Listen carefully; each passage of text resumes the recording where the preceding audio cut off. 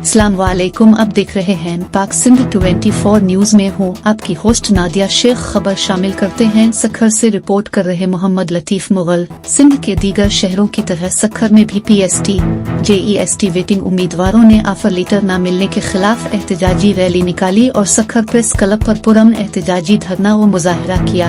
मुतालिबात के हुसूल के लिए शदीद नारबाज बाला हुक्काम से नोटिस लेकर ऑफर लेटर जारी कराने का मुतालबा। तफसीलात के मुताबिक सिंध के दीगर शहरों की तरह सखर इजला के मुख्तलिफ शहरों से ताल्लुक रखने वाले PST JEST वेटिंग उम्मीदवारों की बड़ी तादाद में ऑफर लेटर न मिलने के खिलाफ ज़ेर क़यादत अरबाब अरीजो, अबरार सुमरू, मोहम्मद रमजान, इजहार माकू, जमान घड़ो, अजहर महर, कलीम अलुआ, अब्दुल वहाब मस्तूई और दीगर एहतजाजी रैली निकाली और सखर प्रेस क्लब के सामने पुरअमन एहतजाजी धरना और मुजाहरा करते हुए मुतालिबात के हक में शदीद नारबाज की शुल्का उम्मीदवारों ने हाथों में प्ले कार्ड और बैनर्स उठा रखे थे जिस पर मुतालिबात तहरीर थे। इस मौके पर उम्मीदवारों का कहना था कि हम IBA test pass PST JEST उम्मीदवार हैं। हमने 2021 में टेस्ट पास की है मगर साबिक हुकूमत सिंध ने बगैर किसी जवाज के हमारे PST JEST भर्तियों के अमल को रोक दिया जो कि 28 फरवरी 2025 तक चलना है